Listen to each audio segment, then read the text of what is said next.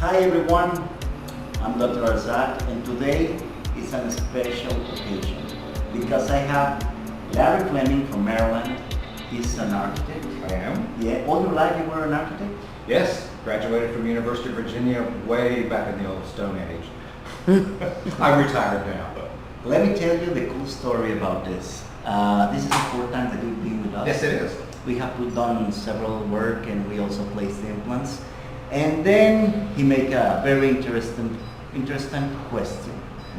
When we put implants, how do you determine the angles, or how do you determine which way do you position them? And I thought it was so important because I have many patients asking me this, and to me, to have an architect here, I wanted to make this same similitude about how do they work.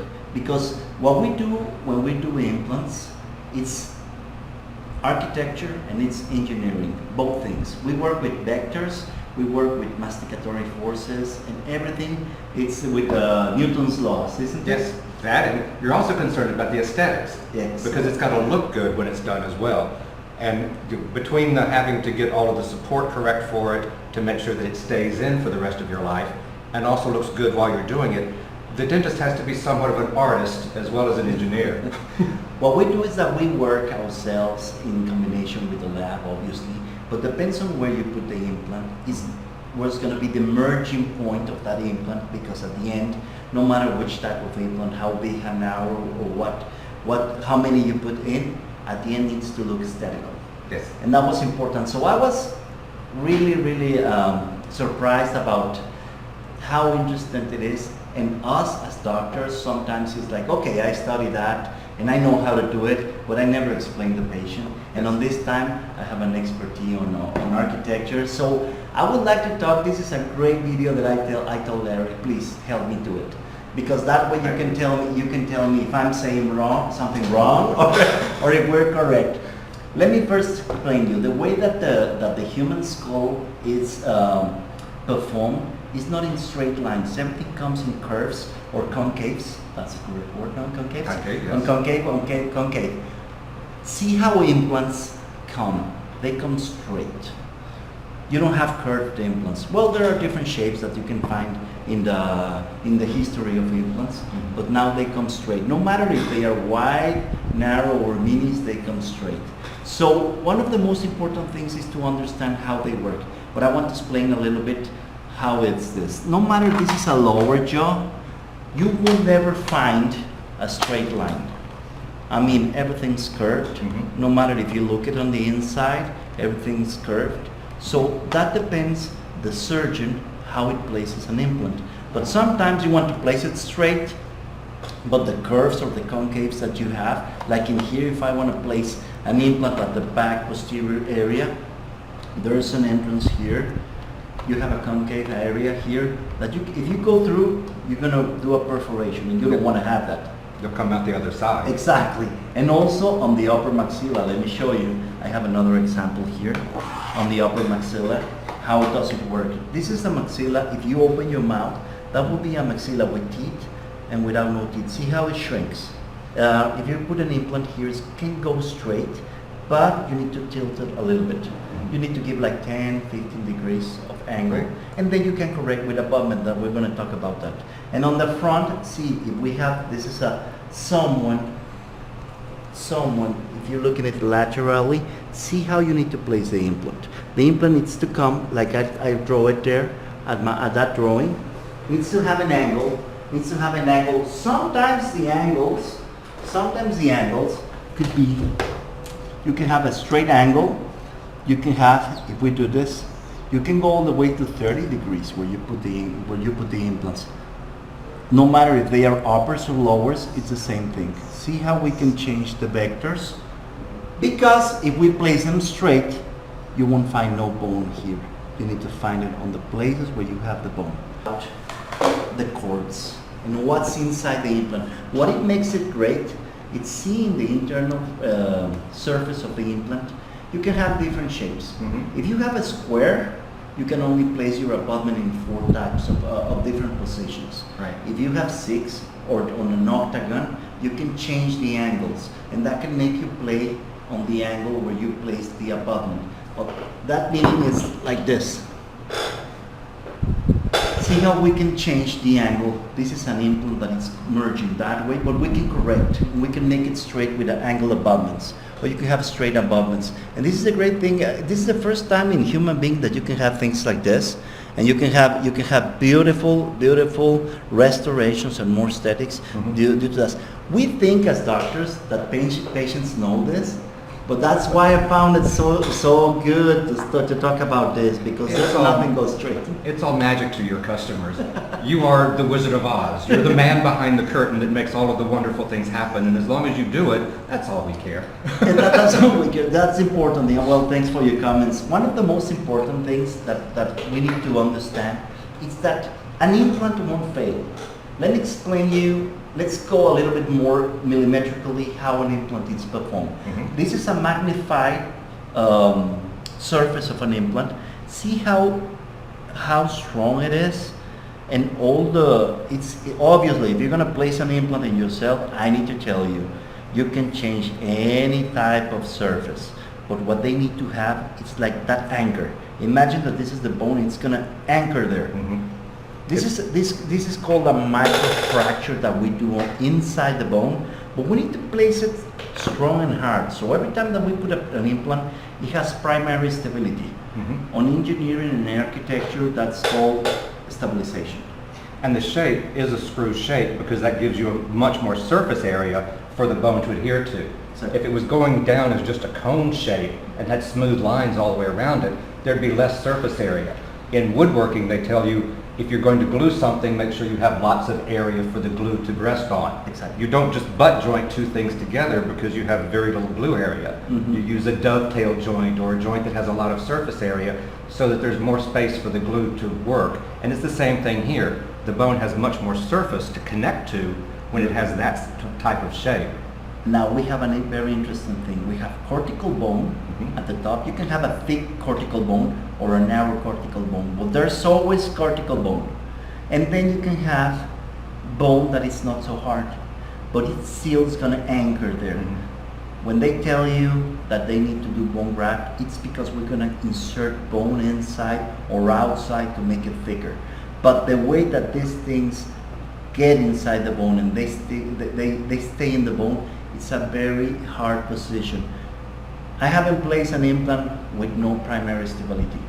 If I see once I'm putting the implant, let's think that I'm putting an implant, and I find it to be moving, I'll take it out, and I'll switch to another implant that is thicker. But I always find the primary stability. If you don't have primary stability, I won't put it in. No matter what you do, if you don't have a primary stability, you won't put it in. So that's why this is an important thing to understand. This is like a tennis court. Our job is to put implants to be strong and to be secure, strong, and they need to be with no movement, zero movement. But then it comes on the other side, on the patient's health. Sometimes the bone says, let's say that we put an implant in between us and we're bone. What happens is that we need to allow this new guy, let's say that we put an implant here in between us. Right. The implant is going to stay, but it's going to be an illegal alien, no matter how, if it's any implant or any brand, it doesn't matter. That's why all the implants are FDA approved, and all the implants, they can be, no matter which brand and no matter which surface or whatever, they're going to stay in the same position, and they're going to have this type of biomechanics. Now, if the bone, let's say that we're the bone, we don't allow this guy to be here, what's going to happen? We're going to do one step back. We're going to move one step back. So the implant is going to get loose and it's going to fail. And then, obviously, the patient thinks, the implant didn't work. No, we did a rejection. What we did is a rejection of the implant because we don't want it here. Then what happens? It starts to come loose.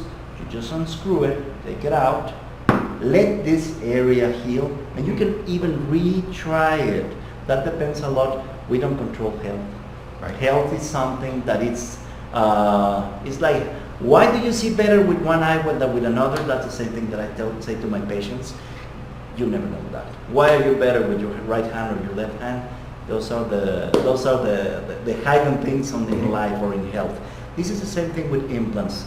Rejection in implants, it's a very minimum percentage. But you can have, yes, you can have rejection on implants. You never know. Yes, you can. Yes, you can.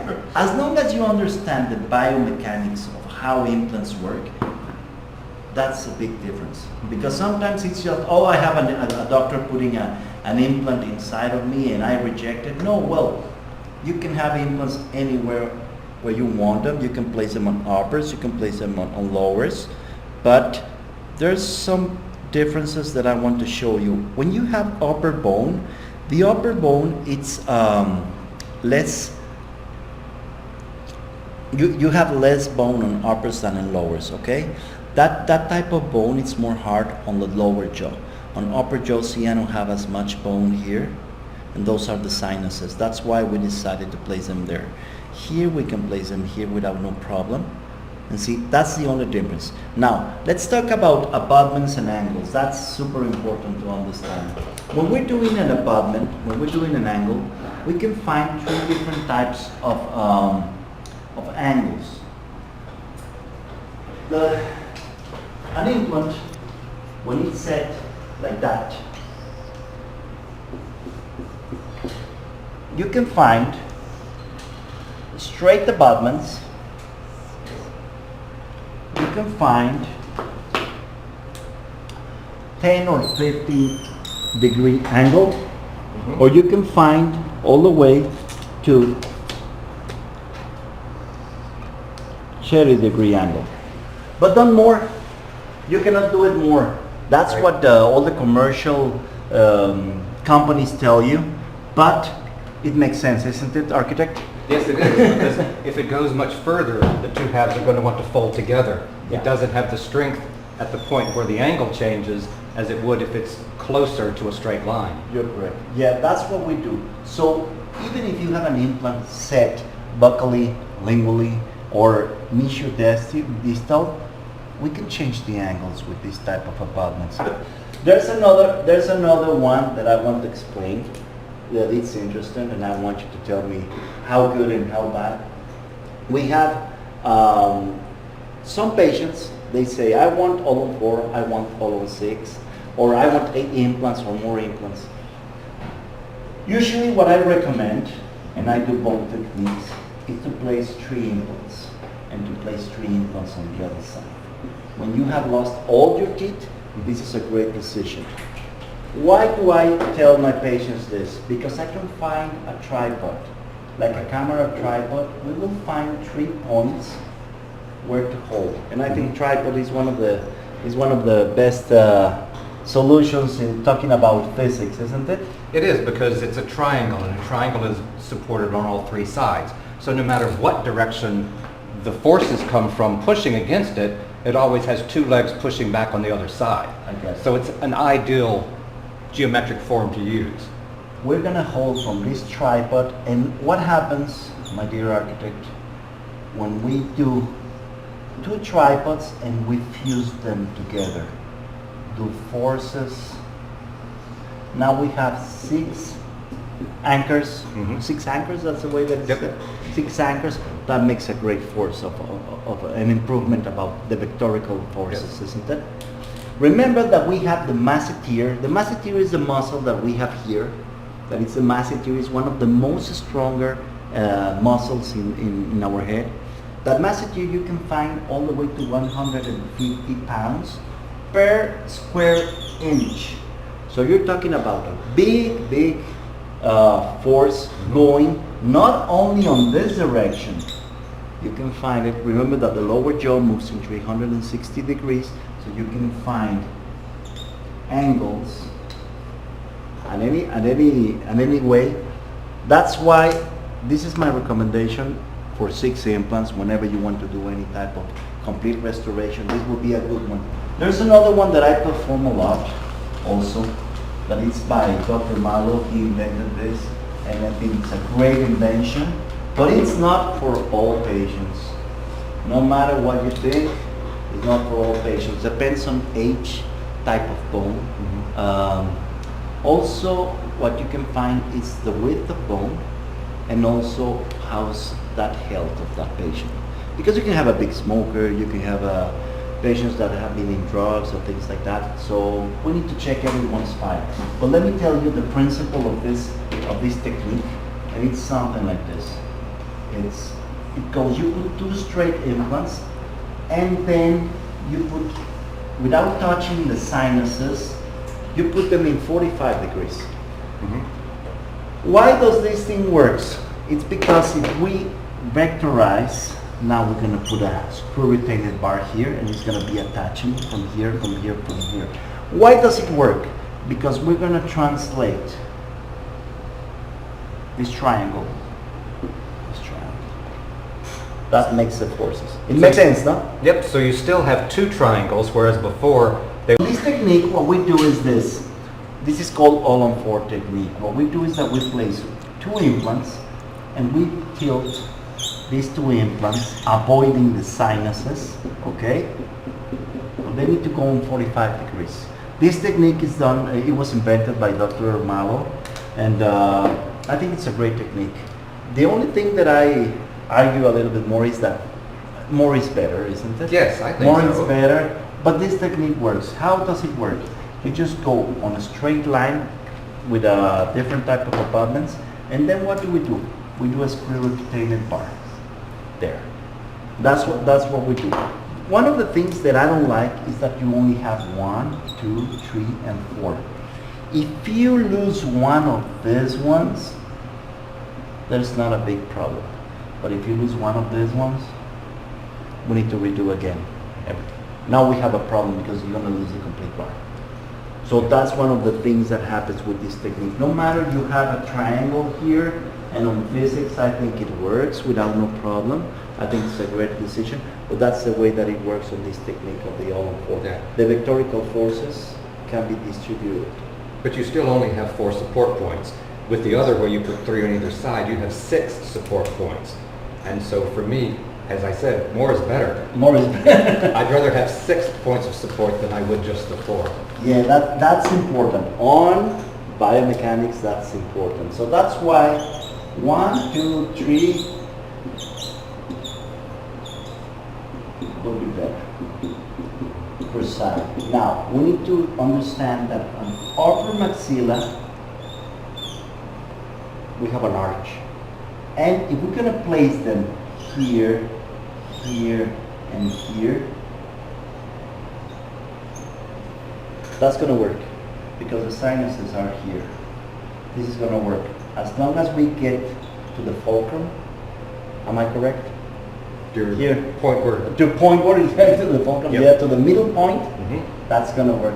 Am I correct on what I told on how it works? This is going to be a very strong bar. Right. That's what we do on bars. Now, when you lose an implant, when we lose a tooth, I'm going to talk first about a tooth and then about an implant. We have a back molar, and gums used to be like this height. But when you lose a tooth, what happens is this, is that the bone shrinks.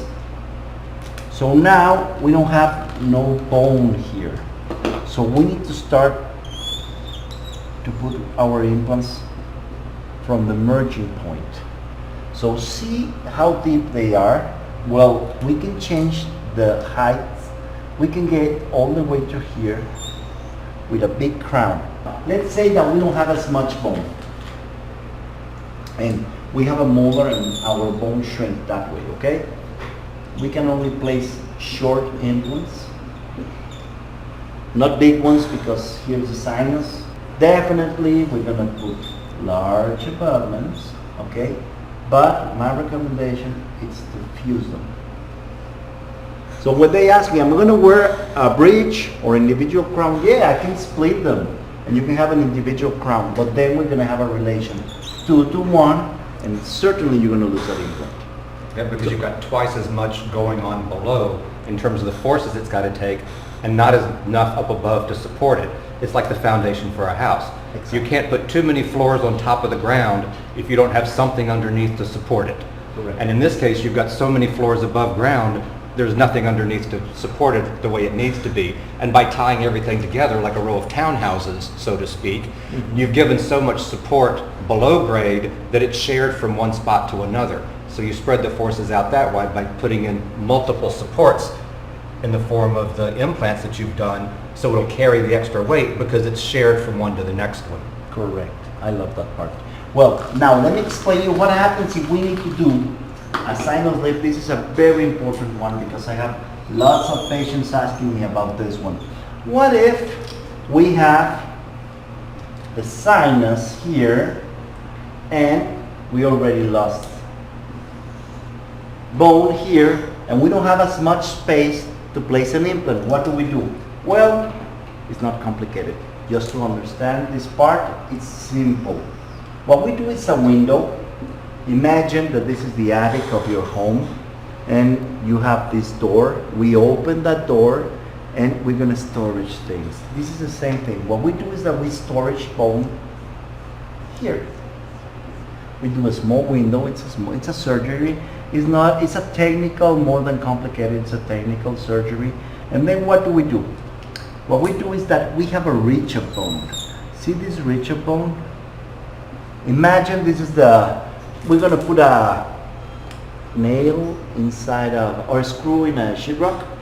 That's the same thing. What we're going to do is we put an implant here. It's going to be high all the way to here. So that's why we add bone. And now we're going to put the second implant. But it's going to have primary stability from here to here.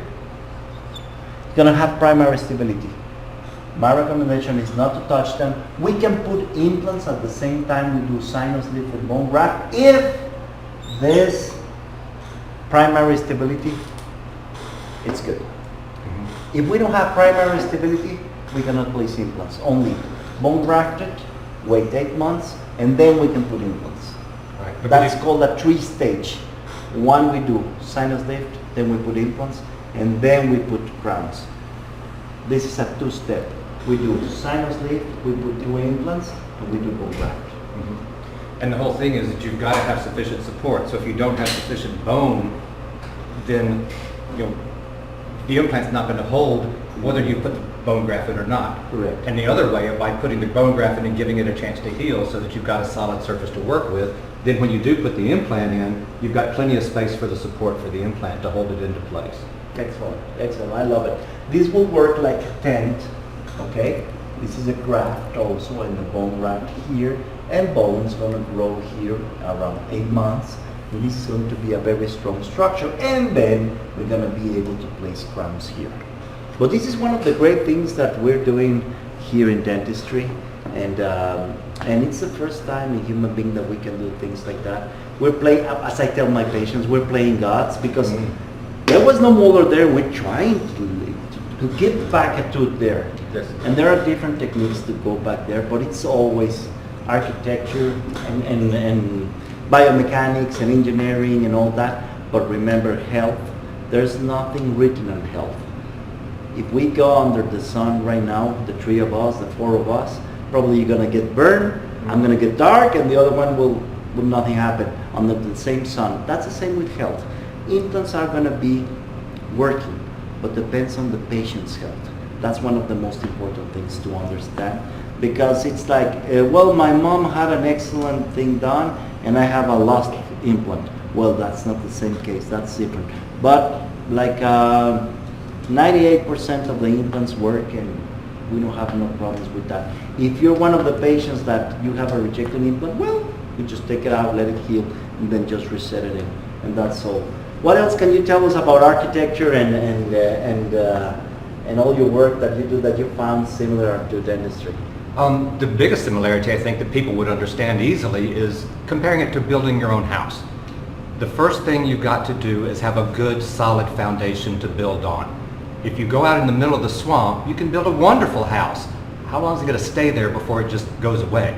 Yeah. But if you've got a good foundation for the house to begin with, then you can build as elaborate a structure above it as you want to. And that's what you're talking about here. With the implants and with the abutments, you provide the support you need for whatever you're going to be putting above it, whether it's a bridge or a crown. And in this case, it's worked out really well and well thought out with the way that the implants have been designed, with the number of different abutments you can come with to be able to have the tooth lean out or lean in or however it needs to go in order to line up with everything else and still handle all of the forces. Because as you said, your jaw muscle is the strongest muscle in your body. Yeah. It does a lot of pressure, and you don't want the implant or the abutment or the crown to fail. This is not the place to cut corners. When you're talking about your health and putting something in your mouth you want to be there till the day you die, then you need to spend the money to do it right the first time. That's very important. Now, let me talk a little bit just to end this great moment and video that we're having, because it's not normal to have this type of great patience and expertise on the theme. It's important. What happens if you have a crown over an implant? We're going to talk about the crown and the implant. What makes the crown get attached to the implant? It's an abutment, but there's something here that I want to explain that it's called, there's a screw that is going to be coming here, okay? What can happen, because this is also an important thing. Remember that we were talking about vectors? Vectors can come straight, they can come angled, or even if your jawbone is moving forward, you can find this. What's going to happen? You're going to have, if you bite that way, all those forces are going to be represented here. If you bite this way, you're going to have resistance here. If you bite here, you're going to find it here, and you're going to find it the other way, because the implant will try to move. This is going to cause vibration all around, vibration. What can happen? Yes, it can happen. That the screw gets loose. If the screw gets loose, it's like if your car with the tire, that's why the tires of the car, they have 4 or 5 screws. Lug nuts. Lot of nuts. Lug nuts. Lug nuts, that's Yes. the word. Thank you, Larry. Well, those lug nuts, they can come loose if the vibration is big, if we go on over an 4 on 4. That could be one of the similar things. If you're someone that bites really strong, this can get loose. What do we need to do? Remember that we use torquemeters and we work with 30 newtons. 30 newtons, imagine with your fingers you can only screw only 8 newtons. So with a torquemeter we do 30 newtons. Imagine how strong you bite that sometimes you can unscrew that titanium screw that can go unscrewed. What do we need to do? Sometimes you will feel the crown that moves, and it could be only the screw that got loose. But also, because if there's a chance that this vibration, it could be harming all the implant and you can lose an implant, yes. But that does not depend on me or you or whatever. It's the way that you bite. You have a really strong bite, and remember, before that implant and crown, there was your own tooth that was receiving that force. So again, we're trying to play the role of something needs to go here. This is the same thing, but we need to understand vectors. That's the most important thing, vectors of force and masticatory forces. We always say in the night guard and things like that, where you're chewing and grinding, and if you're under a stress situation, you're going to grind twice as strong. I told you 150 pounds per square unit, but that's not under stress. And if you're a tall, big guy, very tough, you're going to bite more stronger. But if this thing got some screw, what we do is we just torque it out again, put the crown. Probably we need to redo the crown, but that's the way. If you have an implant that it's moving, that's a different story. That means implants, as I tell my patients, implants are like a pregnancy. Are you or aren't you pregnant? Because there's no middle pregnancy. There's no implants that they can immediately work. Or they work or they don't work. If an implant starts to move, it's lost. Unscrew it and that's all. Within time, that's what we can do. But I wanted to say this about Newton's forces, and also about torquemeters and all that. 30 newtons, and that's the way of biting. Anything that you want to tell me about this? No, you did a fine job. I want to thank Larry for taking this time, because he went to do some dental treatment, but I really enjoy having him here, and this is a more technical video, but I really like it because sometimes it's like, well, do doctors know what they're doing? Well, we need to study lots of forces, and I'm a lover of physics. Mhm. As a sculptor, you need to have physics all everywhere, and we need to apply those forces in dentistry. And it's good to understand this concept of the 3 points of support in the tripod, and also the conversation we had about whether you get a bridge or you get 3 separate crowns. Because if you do the 3 separate crowns and then don't fuse them together, Yeah. you could run the potential of losing one simply because of the positioning of the tooth, the abutment, the implant and all, and the amount of force that you're using when you chew. But if you do fuse them together or use the bridge, the forces are going to be spread out. And that means that it's probably going to be stronger and would be able to support more load than it would otherwise. Yes, yes. Thank you for giving me that time, this time, and your knowledge also, and your expertise. It was for me an honor to have you here with doing this video, and to giving me all your tips and all your, even the language. That's the best thing on language, because physics could be anything. It could be anything in the world, but giving it to dentistry, it's a little bit complicated. But I just wanted you to know this, and I want to thank everyone for watching this video and seeing how physics are everything, and vectors are going to be always on implants, always, isn't it, my friend Larry? Thank you. And I hope to see you many times here, but not for dentistry. You also I'm coming back for vacation. for vacation. Yeah. How's the weather in Maryland, by the way? It's warming up. It's beginning to be spring there. It's only snowed once while I was down here. Yeah. How many times you come to Cancun, like in a year or every year? Let's see, in the last year I've been here 3 times to have the dental vacations to get the work done on my mouth. And then I came once before, and in that instance I flew down for vacation, got a toothache on the plane on the way down, asked them at the timeshare what to do. They said you need to go to Cancun Dental. So I came here and I've been coming back ever since. Thank you, Larry. It's a privilege to have you here, and I hope to see you. Now you're our friend. Yes. And he's not only our patient, he's our friend, and I really thank you. Thanks for it.